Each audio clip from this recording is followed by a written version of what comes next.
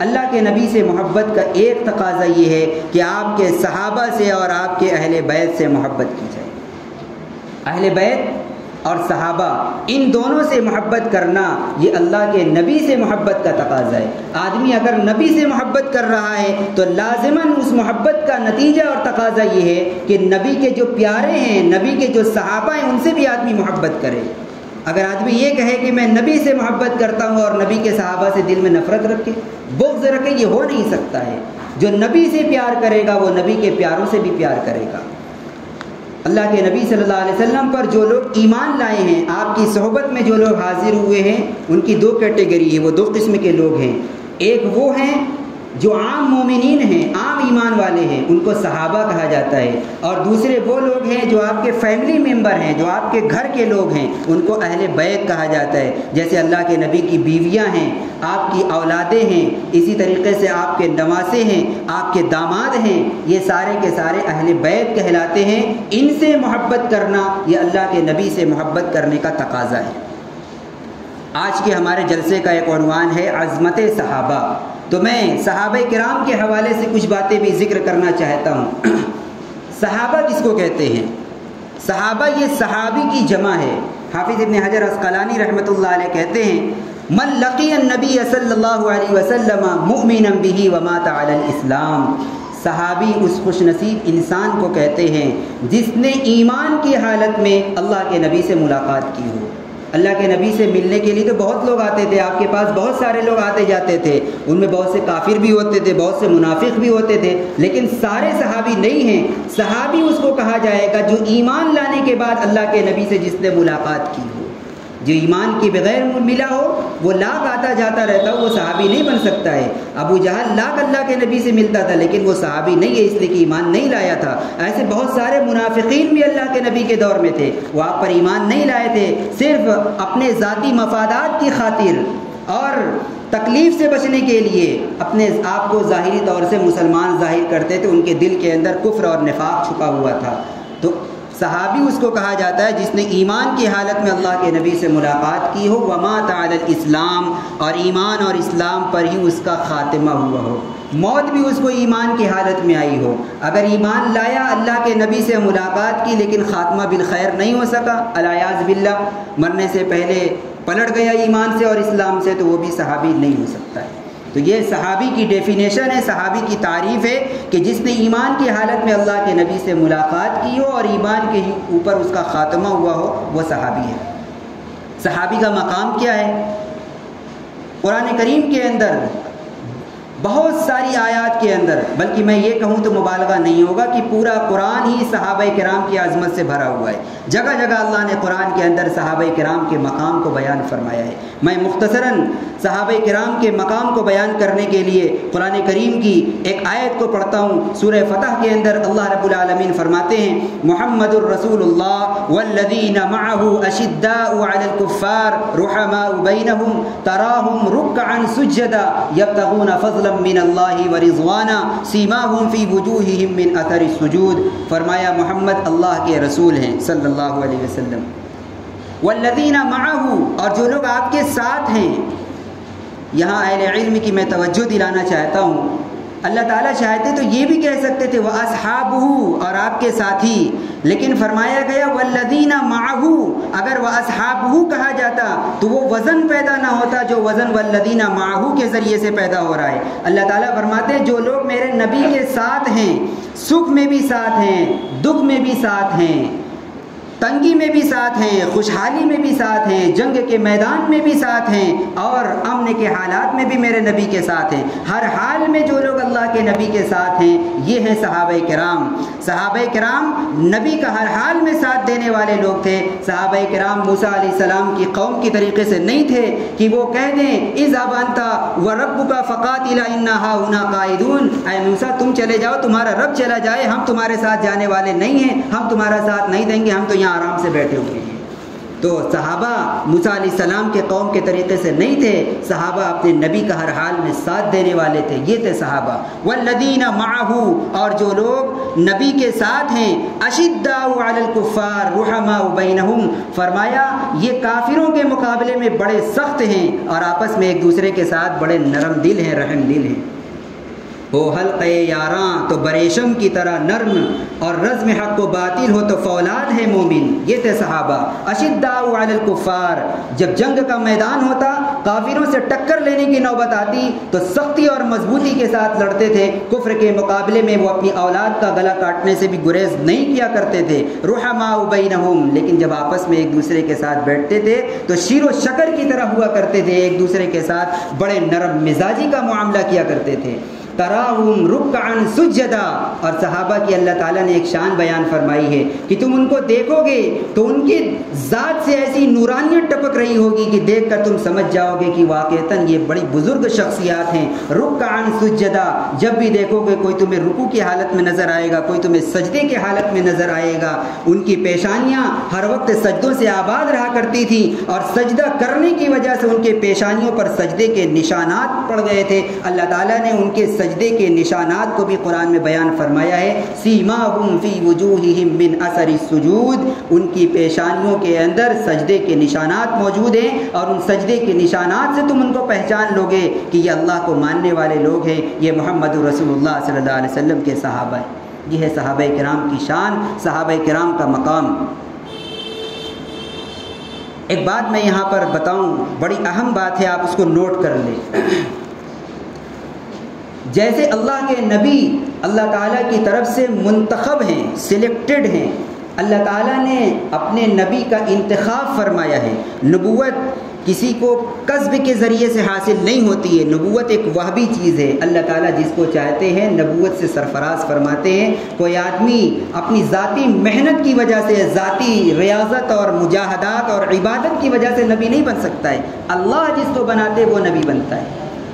تو جیسے نبی اللہ تعالیٰ کی طرف سے منتخب ہیں، سلیکٹڈ ہیں، ایسے ہی جو لوگ نبی کے صحابہ بنے ہیں وہ بھی اللہ کی طرف سے منتخب ہیں، ان کو اللہ نے نبی کا صحابہ بننے کے لیے چنا ہے۔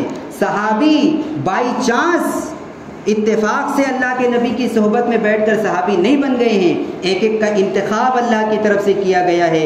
کوئی حبشہ سے آ کر اللہ کے نبی کی صحبت میں آ رہا ہے، کوئی سوڈان سے آ رہا ہے، کوئی دوسرے مقامات سے آ رہا ہے، اور سب چل کر آ رہے ہیں اور اللہ کے نبی کی خدمت میں حاضر ہو رہے ہیں۔ یہ کیوں چل کر آ رہے ہیں؟ مشقتیں اور تکالیف کیوں برداشت کی جا رہی؟ اللہ نے صحابی بننے کے لیے ان کا انتخاب فرمایا ہے۔ حدیث پاک ہے، اللہ کے نبی صلی اللہ علیہ وسلم فرماتے ہیں، ان اللہ اختارنی واختار لی اصحابی، اللہ تعالیٰ نے میرا انتخاب فرمایا ہے نبوت کے لیے، اور میرے لیے میرے صحابہ کا انتخاب فرمایا ہے۔ تو جیسے نبی اللہ تعالیٰ کی طرف سے سلیکٹڈ ہیں، ایسے نبی کے صحابہ بھی اللہ تعالیٰ کی طرف سے سلیکٹڈ ہیں اور چنے ہوئے لوگ ہیں۔ ایسا نہیں ہے کہ اتفاق سے کوئی آدمی صحابی بن گیا ہو۔ دنیا کے اندر جب ہم اپنے بچوں کو، اپنی اولاد کو مدرسے میں، اسکول میں، کانوینٹ میں، کالج میں داخل کرتے ہیں تو پھر سال میں ایک مرتبہ ان کا امتحان لیا جاتا ہے، ان کا جائزہ لیا جاتا ہے، اور پرفارمنس کی بنیاد پر ان کو نمبرات دیے جاتے ہیں، پاس یا فیل کیا جاتا ہے۔ اللہ نے اپنے نبی کے صحابہ کا بھی امتحان لیا ہے۔ کیسا امتحان لیا ہے؟ سورہ حجرات کے اندر اللہ تعالیٰ فرماتے ہیں، اولئک الذین امتحن اللہ قلوبہم للتقوی، اللہ تعالیٰ نے صحابہ کرام کے دلوں کو تقوی اور پرہیزگاری کے لیے جانچا ہے۔ اللہ نے صحابہ کرام کے دلوں کو دیکھا ہے، ٹٹولا ہے، جانچا ہے اور پرکھا ہے، تب جا کر صحابہ کرام کو اللہ تعالیٰ نے نبی کا صحابہ بنایا ہے، نبی کے صحابی ہونے کا شرف عطا فرمایا ہے۔ اور اللہ رب العالمین دلوں سے باخبر ہیں۔ اللہ تعالیٰ کسی کے دل کو اگر جانچ لیں، اللہ کی جانچ میں کوئی گڑبڑی تو نہیں ہو سکتی۔ جس کو اللہ تعالیٰ جانچ لے تو وہ جانچ تو 100% ویریفائڈ ہوگی۔ اللہ تعالیٰ نے جانچ لیا، اور جانچنے کے بعد صحابہ کرام اس امتحان میں پاس ہوئے یا فیل ہوئے، کامیاب ہوئے یا ناکام ہوئے، اس کو بھی اللہ نے قرآن میں بیان فرمایا ہے۔ سورہ توبہ کی 100 نمبر کی آیت میں اللہ تعالیٰ فرماتے ہیں، والسابقون الاولون من المهاجرین والانصار والذین اتبعوهم بإحسان رضی اللہ عنہم ورضوا عنہ وأعد لهم جنات تجری تحتها الانہار خالدین فیها ابدا ذلک الفوز العظیم۔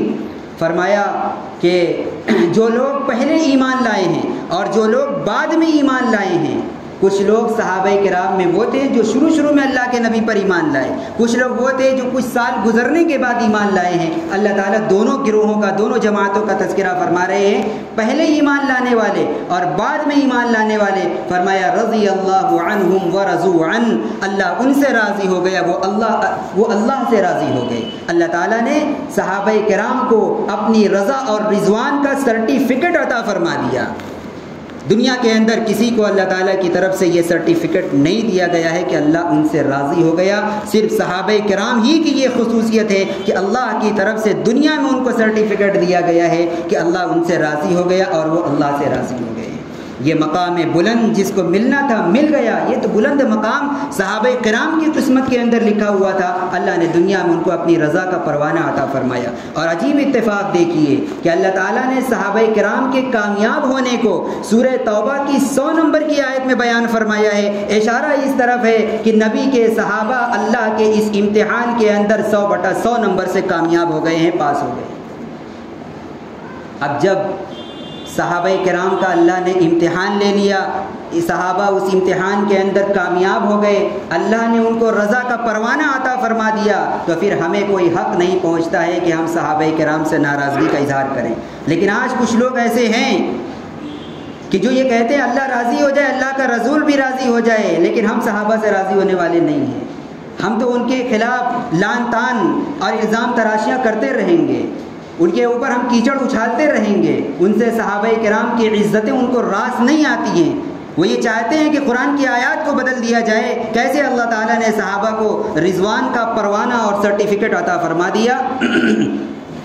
تو میرے بھائیوں بزرگوں، جب اللہ نے صحابہ کرام سے اپنی رضا کا اظہار فرما دیا ہے تو پھر ہمیں اور آپ کو کوئی حق نہیں پہنچتا ہے کہ ہم صحابہ کرام کے معاملات کے اندر جج بن کر بیٹھیں، ان کے خلاف فیصلہ کرنے والے بن کر بیٹھ جائیں کہ یہ جنتی، یہ جہنمی، یہ فاسق، یہ کافر، یہ منافق اور یہ باغی، یہ طاغی، یہ سرکش۔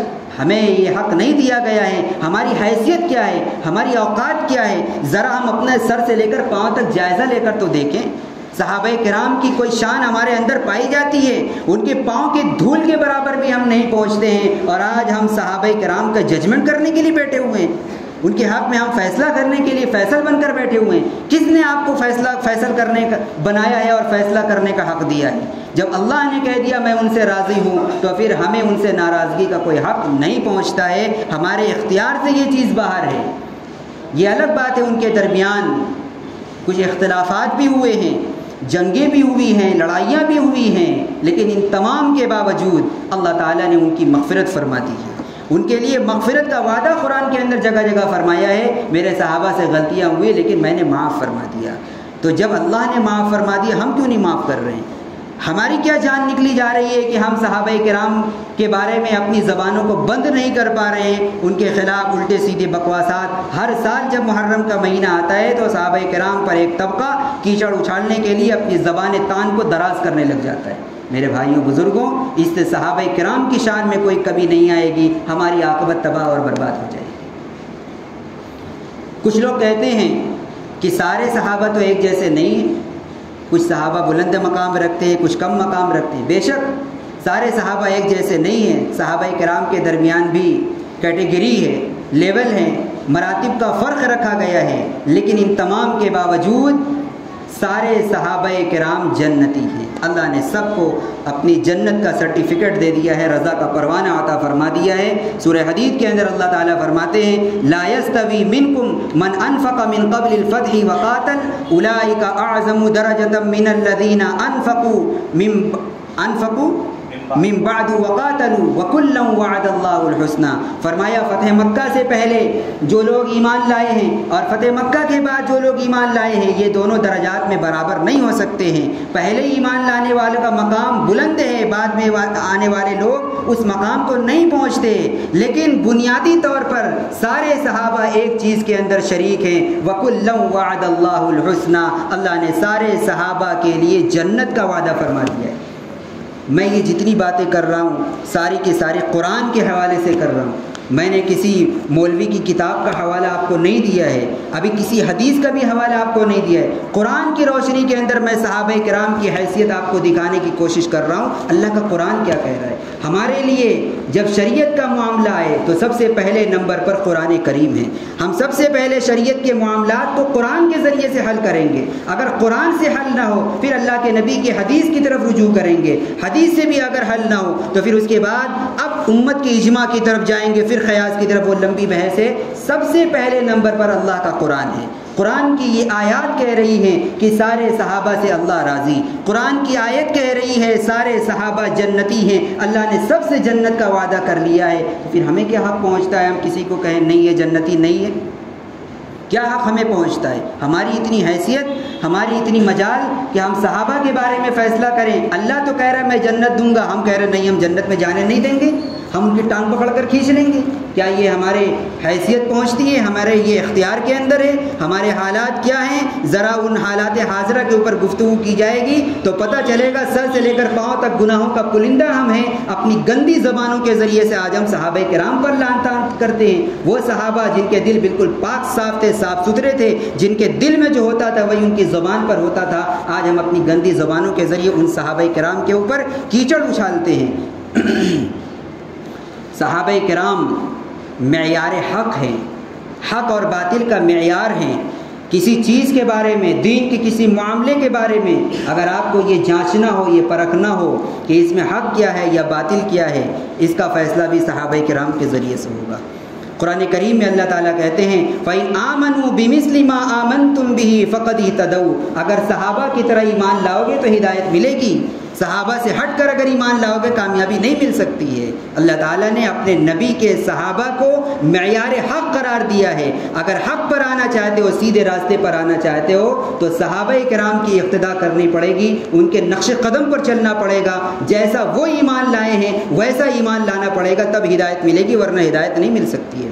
اللہ کے نبی صلی اللہ علیہ وسلم حدیث کے اندر ارشاد فرماتے ہیں کہ بنی اسرائیل 72 فرقوں کے اندر تقسیم ہوئی، بنی اسرائیل کے اندر 72 فرقے ہوئے، اور آپ نے فرمایا وَسَتَفْتَرِقُ أُمَّتِي عَلَى 37 فرقہ، اور میری امت 73 فرقوں کے اندر تقسیم ہوگی، کلہم فی النار، یہ سب کے سب جہنم میں جائیں گے، الا ملۃ واحدہ، لیکن ایک فرقہ جنتی ہوگا۔ بنی اسرائیل میں 72 ہوئے، اللہ کے نبی نے فرمایا میری امت میں 73 فرقے ہوں گے، ایک بڑھ جائے گا، ان 73 میں سے 72 جہنم میں جائیں گے، ایک فرقہ جنت میں جائے گا۔ اب سوال پیدا ہوتا ہے نا کہ وہ کون سا فرقہ ہوگا جو جنت میں جانے والا ہے، تاکہ ہم بھی اس میں شامل ہو جائیں، کہیں ہم ان 72 کی فہرست میں نہ چلے جائیں جو جہنم میں جانے والے ہیں۔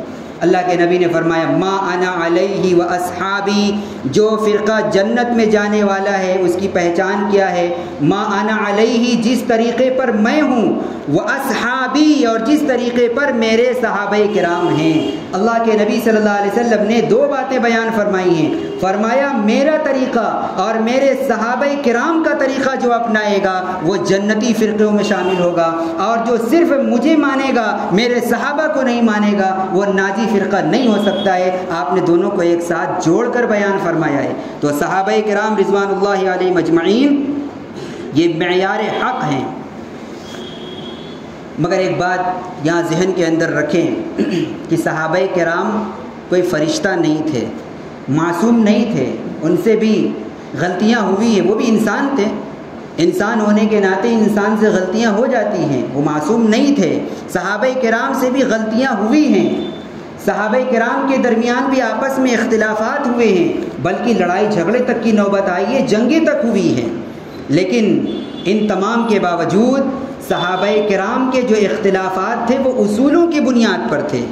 صحابہ کرام کی نیت غلط نہیں تھی، ہم صحابہ کرام کی نیت کے اوپر حملہ نہیں کر سکتے ہیں کہ ہم یہ کہنے لگ جائیں کہ ان کی نیت گڑبڑ تھی، وہ اقتدار کے، کرسی کے اور حکومت کے حریص تھے، لالچی تھے، وہ انہوں نے کرسی کے لیے اور حکومت کے لیے اور حکومت کی لالچ میں آ کر غلط فیصلے کیے، غلط لوگوں کا انتخاب فرمایا، عہدے پر غلط لوگوں کو بٹھا دیا۔ اس طریقے کی باتیں ان کے صحابہ کرام کی نیتوں کے اوپر اگر حملہ کریں، یہ ہمیں حق نہیں پہنچتا ہے۔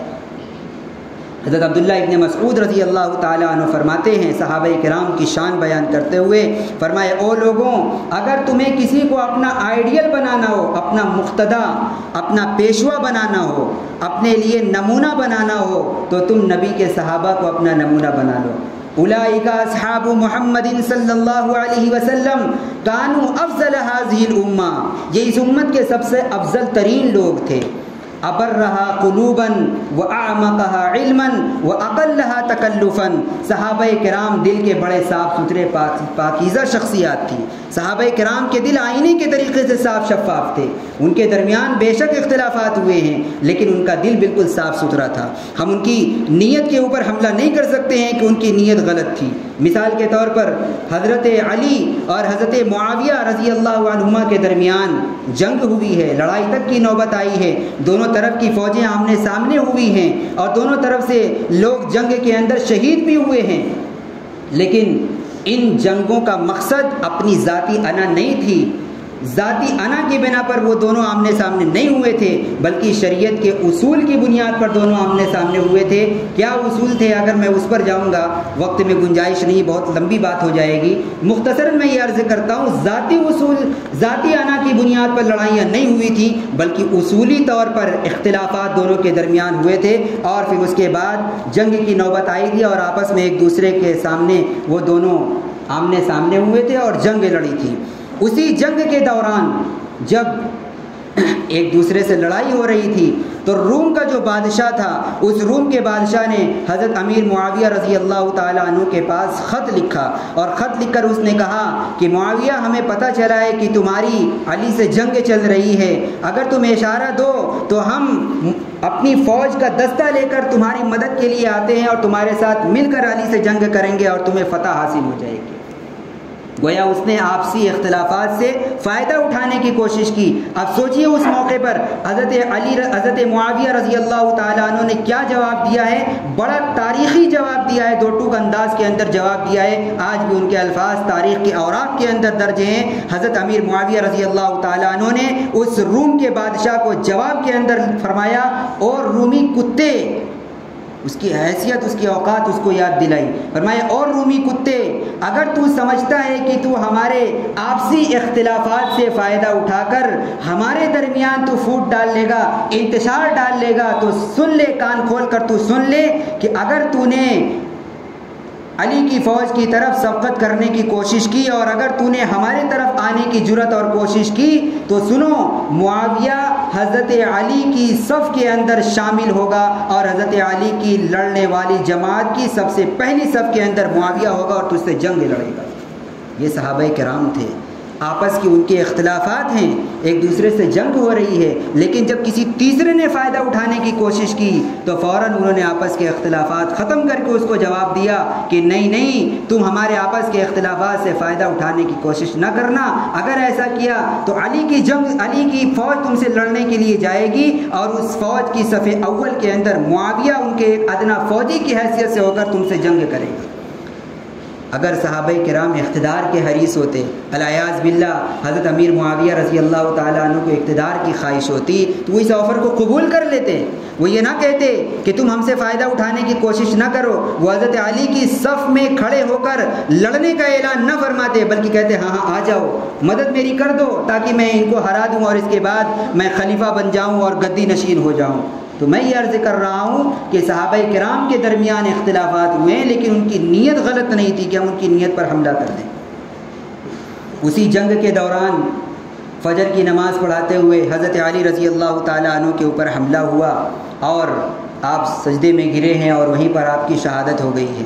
شہادت کے بعد اب حضرت علی رضی اللہ تعالیٰ عنہ کی طرف کے جو لوگ تھے انہوں نے ان کے بیٹے حضرت حسن رضی اللہ تعالیٰ عنہ کو خلیفہ بنایا اور کہا کہ آپ کے والد کی جو جنگ چل رہی تھی اب آپ اس کے قائد بن چکے ہیں، آپ فوج کو لے کر روانہ ہوئیے اور حضرت امیر معاویہ سے جنگ کیجیے۔ چنانچہ حضرت حسن رضی اللہ تعالیٰ عنہ فوج لے کر روانہ ہوئے ہیں اور دونوں طرف کی فوجیں آمنے سامنے ہوئی ہیں، تو حضرت امیر معاویہ رضی اللہ تعالیٰ عنہ نے حضرت عمرو بن عاص رضی اللہ تعالیٰ عنہ سے کہا، بخاری شریف کے اندر روایت موجود ہے، کہنے لگے کہ عمرو بن عاص کب تک یہ جنگ چلتی رہے گی، کب تک مسلمان اسی طریقے سے دونوں طرف سے کٹتے رہیں گے، کب تک مائیں اپنی اولادوں کو کھوتی رہیں گی، کب تک بیویاں بیوہ ہوتی رہیں گی، کب تک بچے یتیم ہوتے رہیں گے، یہ سلسلہ رکنا چاہیے، موقوف ہونا چاہیے۔ اس لیے میں حضرت حسن کو صلح کی پیشکش کرتا ہوں، ممکن ہے وہ قبول کر لیں۔ اب غور کرتے جائیں، اندازہ کرتے جائیں کہ صحابہ کرام ایک دوسرے کے حق میں کس قدر احترام کرتے تھے ایک دوسرے کا۔ جنگ ہو رہی ہے لیکن اس کے باوجود ان کے دل کی نیت غلط نہیں تھی، ان کے دل بڑے صاف ستھرے اور پاکیزہ تھے۔ چنانچہ جب حضرت امیر معاویہ نے صلح کی پیشکش کی حضرت حسن سے، تو حضرت حسن رضی اللہ تعالی عنہ نے فوراً اس پیشکش کو قبول کر لیا ہے اور جا کر حضرت امیر معاویہ رضی اللہ تعالی عنہ کے ساتھ صلح کیا اور ان کے ہاتھ پر بیعت کر لی۔ اور اس طریقے سے اللہ کے نبی صلی اللہ علیہ وسلم کی وہ پیشین گوئی سچی ثابت ہو گئی جو آپ نے اسی نواسے کے تعلق سے بیان فرمائی تھی۔ بخاری اور مسلم کے اندر روایت ہے، جب حضرت حسن رضی اللہ تعالیٰ عنہ چھوٹے تھے، 5-6 سال کی جب ان کی عمر تھی، تو ایک مرتبہ آپ نے ان کی طرف اشارہ کر کے فرمایا، ان ھذا ابنی سید، میرا یہ بیٹا سردار ہے، اور آگے چل کر امید ہے کہ میرے اس بیٹے کے ذریعے سے اللہ تعالیٰ مسلمانوں کی 2 بڑی جماعتوں کے درمیان صلح فرمائے گا۔ اللہ کے نبی کی وہ پیشین گوئی پوری ہوئی اور جنگ صفین کے اندر حضرت حسن رضی اللہ تعالیٰ عنہ نے جا کر حضرت امیر معاویہ رضی اللہ تعالیٰ عنہ سے صلح فرما لی۔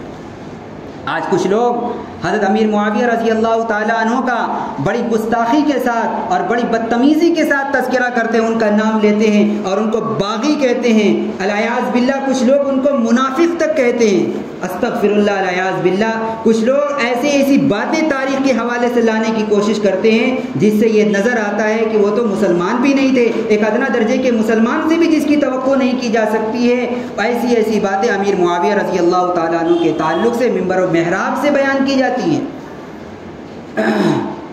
ان کی جماعت کو باغی جماعت کہا جاتا ہے، ان کی جماعت کو جہنم کی طرف بلانے والی جماعت کہا جاتا ہے۔ میں پوچھنا چاہتا ہوں کہ اگر حضرت امیر معاویہ باغی تھے، اگر ان کی جماعت کے لوگ باغی تھے، جہنم کی طرف بلانے والے تھے، تو پھر اللہ کے نبی صلی اللہ علیہ وسلم نے حضرت حسن کی تعریف کیوں فرمائی ہے، اور حضرت حسن رضی اللہ تعالیٰ عنہ نے امیر معاویہ سے صلح کیوں فرمائی ہے؟ اگر وہ ناحق پر تھے، اگر وہ غلطی پر تھے، تو یہ الزام تو سب سے پہلے حضرت حسن رضی اللہ تعالیٰ عنہ کے اوپر عائد ہوتا ہے۔ ایک غلط آدمی کے ہاتھ پر انہوں نے کیوں صلح کی؟ اگر صحابہ کرام کے درمیان دلی دشمنیاں تھیں، لوگ ایک دوسرے کے دشمن تھے، تو باپ کے دشمن کے ساتھ کوئی جا کر صلح کرتا ہے؟ ہم میں سے کوئی غیور انسان بھی یہ گوارا نہیں کرے گا کہ جو میرے باپ کا قاتل ہو میں اس کے ساتھ جا کر صلح کر لوں۔ صحابی رسول کیسے صلح کر سکتے ہیں؟ نواسے رسول حضرت حسن رضی اللہ تعالیٰ عنہ کیسے جا کر صلح کر سکتے ہیں ان کے ہاتھ پر؟ لیکن انہوں نے صلح کی ہے۔ اس کا صاف مطلب یہ نکلتا ہے کہ حضرت حسن رضی اللہ تعالیٰ عنہ نے جب صلح فرمائی ہے تو اللہ کے نبی صلی اللہ علیہ وسلم نے ان کی صلح کی پہلے ہی تعریف فرما دی تھی کہ میرے اس بیٹے کے ذریعے سے مسلمانوں کے 2 جماعت کے درمیان صلح ہوگی۔ اگر وہ باغی جماعت ہوتی، جہنم کی طرف بلانے والی جماعت ہوتی، اللہ کے نبی صلی اللہ علیہ وسلم اس کی تعریف نہ فرماتے، تعریف کے طور پر اس بات کو ذکر نہ فرماتے۔ عبداللہ ابن مبارک رحمۃ اللہ علیہ بڑے اعلیٰ درجے کے تابعین میں سے گزرے ہیں۔ ان سے کسی نے پوچھا کہ آپ بتائیے کہ عمر ابن عبدالعزیز افضل ہیں یا امیر معاویہ افضل ہیں؟ 2 شخصیتوں کو اس نے کمپیئر کر کے پوچھا۔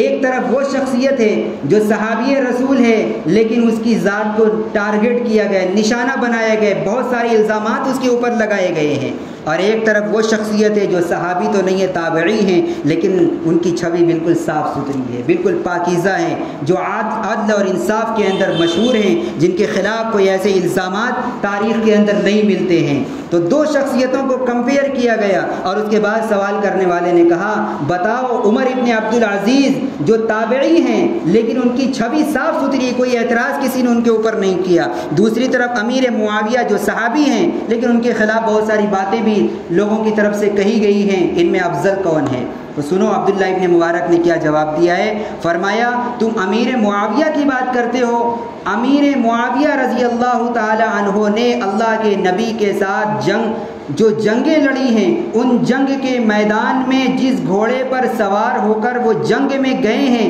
اس گھوڑے کے قدموں سے جو دھول اڑ کر ان کے گھوڑے کے ناک میں پہنچی ہے وہ گرد بھی عمر ابن عبدالعزیز سے 1000 درجہ افضل اور بہتر ہے. کوئی بڑے سے بڑا تابعی, کوئی بڑے سے بڑا ولی ایک ادنا درجے کے صحابی کے مقام اور مرتبے کو نہیں پہنچ سکتا ہے. صحابیت اتنا بلند مقام اور مرتبہ ہے, اور ہم ایسے صحابی کے بارے میں تان و تشنیع کرتے ہیں جن کی تعریف خود اللہ کے نبی صلی اللہ علیہ وسلم نے احادیث کے اندر بیان فرمائی ہے. بہت ساری احادیث ہیں, اس وقت ان کو ذکر کرنے کا میرے پاس موقع نہیں ہے. آج صحابہ کے اختلاف کے اوپر بڑی بڑی باتیں کی جاتی ہیں, بہت ساری ریسرچ کی جا رہی ہیں, تحقیقات کی جا رہی ہیں, باقاعدہ اکیڈمیاں چلائی جا رہی ہیں. کہیں جہلم کے اندر اکیڈمی چلائی جا رہی ہے, کہیں لکھنؤ کے اندر یہ اکیڈمی چلائی جا رہی ہے, کہیں کچی باغ کے اندر اکیڈمی چلائی جا رہی ہے. اور الگ الگ تحقیقات کا نچوڑ اور خلاصہ کیا نکلتا ہے؟ صحابہ کرام کی کمیاں گن گن کر نکالنا. فلاں صحابی میں یہ کمی تھی, فلاں صحابی میں یہ خامی تھی, فلاں صحابی کے اندر یہ خامی تھی. میرے بھائیوں بزرگوں, کیا ہمیں یہ زیب دیتا ہے کہ ہم صحابہ کرام کی ذات میں کمیاں نکالیں جن کی تعریف اللہ کرتا ہے, ہم ان کی ذات کے اوپر کیچڑ اچھالیں, ان کی کمیاں نکالیں؟ ایسی تحقیق اور ایسی ریسرچ کا کیا فائدہ جس تحقیق اور جس ریسرچ کے نتیجے میں صحابہ کرام کی محبت کے بجائے دل میں نفرت بیٹھتی ہو؟ یہ تحقیق نہیں ہے, یہ ریسرچ نہیں ہے, یہ دبے پاؤں منافقت ہے. جو تحقیق ہمیں صحابہ کرام کی عظمت ہمارے دلوں سے نکال دے, جو ریسرچ صحابہ کرام کی محبت کو ہمارے دلوں سے ختم کر دے, صحابہ کی نفرت ہمارے دلوں میں بٹھا دے, ایسی تحقیق لات مارنے کے قابل ہے. ایسی تحقیق کبھی بھی قابل قبول نہیں ہو سکتی ہے. اللہ کے نبی صلی اللہ علیہ وسلم حدیث کے اندر ارشاد فرماتے ہیں, اللہ اللہ فی اصحابی لا تتخذوہم غرضا بعدی. ترمذی کی روایت ہے, فرمایا میرے صحابہ کے بارے میں اللہ سے ڈرو, میرے صحابہ کے بارے میں اللہ سے ڈرو. تم میرے دنیا سے جانے کے بعد میرے صحابہ کو تان و تشنیع کا نشانہ نہ بنانا, میرے صحابہ کو برا بھلا نہ کہنا. اللہ کے نبی کی یہ وصیت ہے ہمارے اور آپ کے لیے, میں اپنی طرف سے کوئی بات نہیں کہہ رہا ہوں. ترمذی شریف کی روایت ہے, فرمایا لا تتخذوہم غرضا بعدی, میرے دنیا سے جانے کے بعد میرے صحابہ کو سب و شتم کا, لعن طعن کا نشانہ مت بنانا. فمن احبہم فبحبی احبہم. اور سنو, اگر کوئی صحابہ سے محبت کرتا ہے تو وہ مجھ سے محبت کی وجہ سے محبت کرتا ہے. جو نبی سے محبت کرے گا وہ لازماً نبی کے صحابہ سے بھی محبت کرے گا. میں نے شروع میں نبی کی محبت کے حوالے سے بات کی تھی. ہر مسلمان کے دل میں نبی کی محبت ہوتی ہے. کوئی یہ نہیں کہے گا میں نبی سے محبت نہیں کرتا ہوں. تو جب ہم نبی سے محبت کے دعوے دار ہیں, وہی نبی ہم سے کہہ رہا ہے کہ اگر تم مجھ سے محبت کے دعوے دار ہو تو میں کہتا ہوں میرے صحابہ سے محبت کرو. جو مجھ سے محبت کرے گا وہ میرے صحابہ سے بھی محبت کرے گا, جو مجھ سے پیار کرے گا وہ میرے پیاروں سے بھی پیار کرے گا. اور اگلا جملہ سنیے, فرمایا ومن ابغضہم فببغضی ابغضہم. جو میرے صحابہ سے نفرت کرے گا, جو میرے صحابہ کے خلاف دل میں بغض رکھے گا, سمجھ لو کہ حقیقت وہ مجھ سے بغض رکھ رہا ہے. صحابہ سے بغض رکھنا یہ نبی سے بغض رکھنا ہے. صحابہ کے اوپر کیچڑ اچھالنا یہ نبی کی ذات کے اوپر کیچڑ اچھالنا ہے.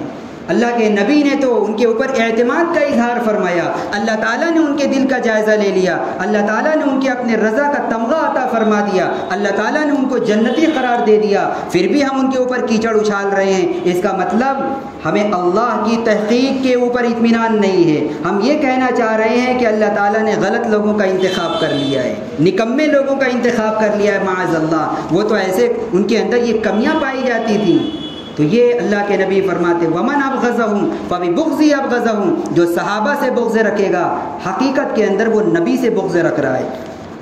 اور آگے حدیث کے اندر اللہ کے نبی نے ارشاد فرمایا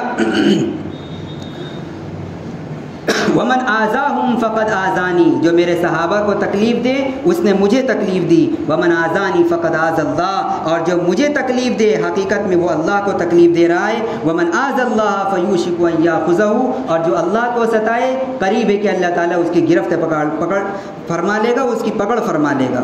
ایک دوسری حدیث میں اللہ کے نبی نے فرمایا، جو لوگ آج جگہ جگہ طعن و تشنیع کرتے رہتے ہیں صحابہ کرام کے بارے میں، اللہ کے نبی نے ایسے لوگوں کے بارے میں بھی ہدایت دی ہے کہ ایسے لوگوں کے ساتھ کیا معاملہ کرنا چاہیے۔ فرمایا اذا رأیتم الذین یسبون اصحابی فقولوا لعنت اللہ علی شرکم، جب تم کسی کو دیکھو کہ وہ میرے صحابہ کے بارے میں بک بک کر رہا ہے، کتنا ہی بڑا عالم کیوں نہ ہو، کتنا ہی بڑا اپنے فرقے کا اپنی جماعت کا محقق کیوں نہ ہو، لیکن اگر وہ صحابہ کے بارے میں الٹی سیدھی باتیں کر رہا ہے، اذا رأیتم الذین یسبون اصحابی، جب تم کسی ایسے لوگوں کو دیکھو جو میرے صحابہ کے بارے میں سب و شتم کر رہے ہیں، لعن طعن کر رہے ہیں، فقولوا، تو تم کہو لعنت اللہ علی شرکم، تمہارے شر پر اللہ کی لعنت ہو۔ گویا اللہ کے نبی صلی اللہ علیہ وسلم نے ایسے لوگوں کو اپنی زبان سے ملعون قرار دیا ہے۔ صحابہ پر لعنت کرنے والے در حقیقت اللہ اور اس کے رسول کی نظر میں ملعون ہیں۔ ہمیں یہ ہدایت دی گئی ہے ایسے لوگوں کے بارے میں، جو صحابہ کے بارے میں اپنی زبان دراز کرے، وہ کتنا ہی بڑا عالم ہو، ہمارے نزدیک وہ قابل احترام نہیں ہو سکتا ہے۔ جو صحابہ کا احترام نہ کرے، ہمیں بھی اس کے احترام کی کوئی حیثیت نہیں رہ جاتی ہماری نظر میں اس کا ادب اور اس کا احترام کرنے کی۔ اللہ کے نبی صلی اللہ علیہ وسلم نے ہمیں ایک معیار عطا فرما دیا ہے، ہمیں ایک حد فاصل عطا فرما دی ہے کہ ہم یہ کیسے فیصلہ کر سکتے ہیں کہ کوئی آدمی ایمان والوں کی فہرست میں شامل ہے یا منافقین کی فہرست میں شامل ہے۔ فرمایا اگر کوئی آدمی صحابہ سے محبت رکھتا ہے سمجھ لینا یہ آدمی مسلمان ہے، مومن ہے، اور کوئی صحابہ سے بغض رکھتا ہے سمجھ لینا یہ ایمان سے خارج ہے۔ فرمایا آیت الایمانی حب الانصار و آیت النفاق بغض الانصار، انصار سے محبت کرنا، صحابہ سے محبت کرنا یہ ایمان کی علامت ہے، اور صحابہ سے بغض اور نفرت رکھنا یہ منافقت کی علامت ہے، یہ منافقین کی نشانی ہے۔ اور بخاری شریف کی صحیح ترین یہ روایت میں آپ کو پڑھ کر سنا رہا ہوں۔ تو یہ چند باتیں میں نے آپ حضرات کے سامنے ذکر کی کہ صحابہ کرام رضی اللہ عنہم اجمعین کا مقام کیا ہے۔ وہ ہماری شان سے بہت بلند شخصیات ہیں، اور ایک مختصر سے جملے میں اگر میں کہوں تو اتنا کہا جا سکتا ہے کہ صحابہ کے مقام کو جاننے کے لیے اتنا ہی کافی ہے کہ وہ صحابہ ہیں، اتنا ہی کافی ہے کہ ان کے اللہ کے نبی کی رفاقت حاصل ہوئے۔